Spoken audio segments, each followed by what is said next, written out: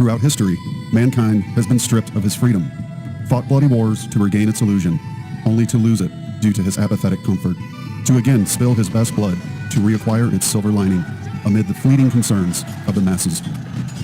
Tyrants throughout history strip mine freedom and chip away at its foundation, one ice-pick jab at a time, one after another, until he gets his prize, submission to his psychopathic will to power over others.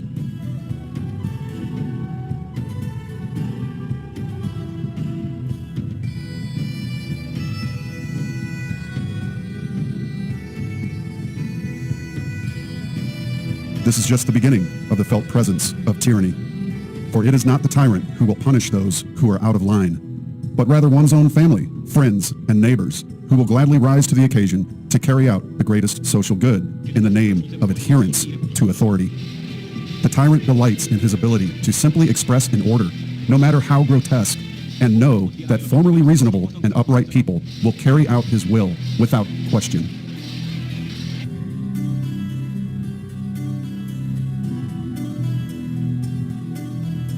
Do you not see the chipping away of freedom taking place? Do you really believe you'll be given back the freedoms you've taken for granted after they have been taken from you? I've studied fear-based trauma-induced compliance for 20 years. It's my estimation that this particular Trojan horse is an identical psychological operation taking place using trauma and fear as its main driving components. Do you notice the glaring patterns of history being replayed yet again? Does 9/11 ring a bell? I haven't the space in this dissertation to express the many instances of fear triumphing over freedom. You may find countless examples in one history book after another. How many more lockdowns will occur this year or in the years to come? Will this become a yearly exercise until old age has accepted the iron cage of self-quarantine and all valor has wilted on the vine and in the hearts of free men? Will the siren sound and like lemmings, we march into our homes and barricade the doors until the all clear is announced through your slave phone or surf tablet?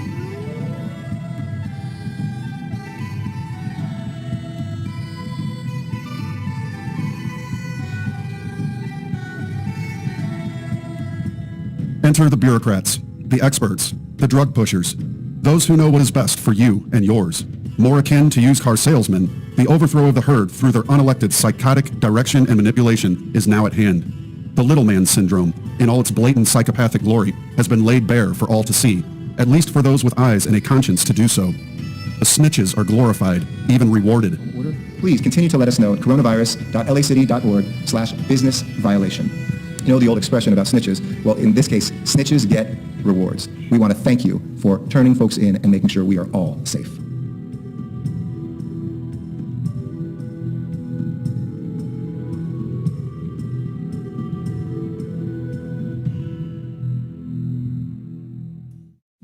The police and military mobilized, the centralized power grab rises far faster than the cases of illness or even death. You now take your orders from the voice in the television.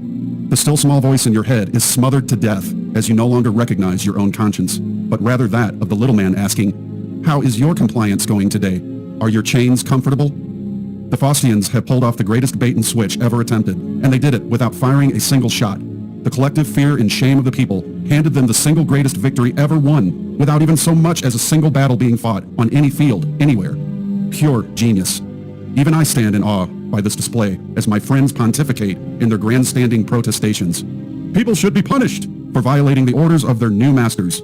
The master-slave dynamic just blazed up like a tornadic inferno amidst the heat of midsummer, and it is showing no signs of abating anytime soon. Tyranny never rests, whilst free men grow apathetic. Few will even notice that freedom has all but slipped away through their fingers as they espouse their duty to become one social organism acting and performing the same recommendations, all together in this.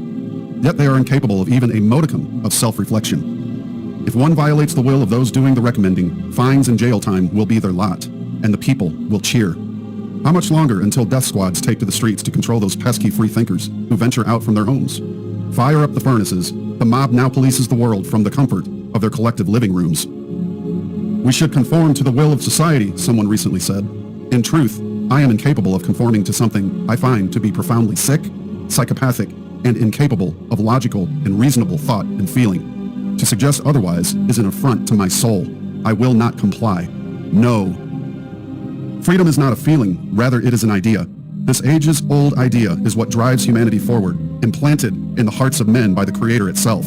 It cannot be halted, ever. There have always been those who delight in taking freedom away from their fellow man. Like wild animals, they will gnash their teeth and lick their claws for the once-in-a-lifetime chance to rip it from the breast of another. They believe that by killing the freedom of their fellow man, they are somehow strengthening their own, when in fact, are only fortifying their own chains.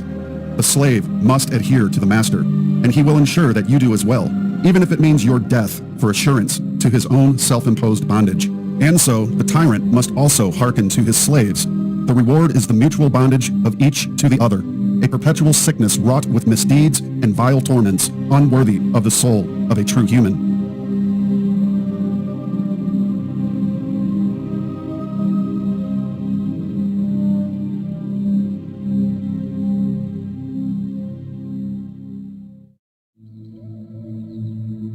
Here is the list of what has already come from this pandemic.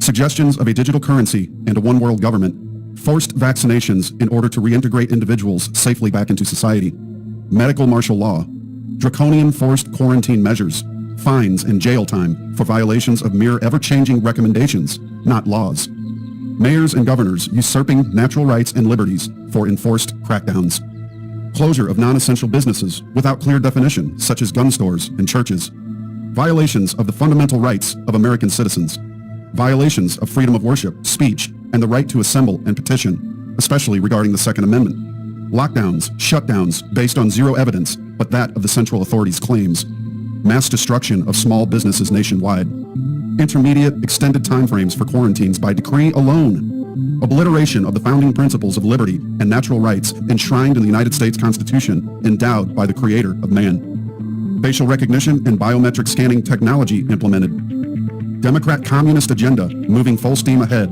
modeled after communist China, takeover of medical response systems worldwide through centralized government, plutocratic and technocratic controls in full effect as smart city grids are implemented following Agenda 21.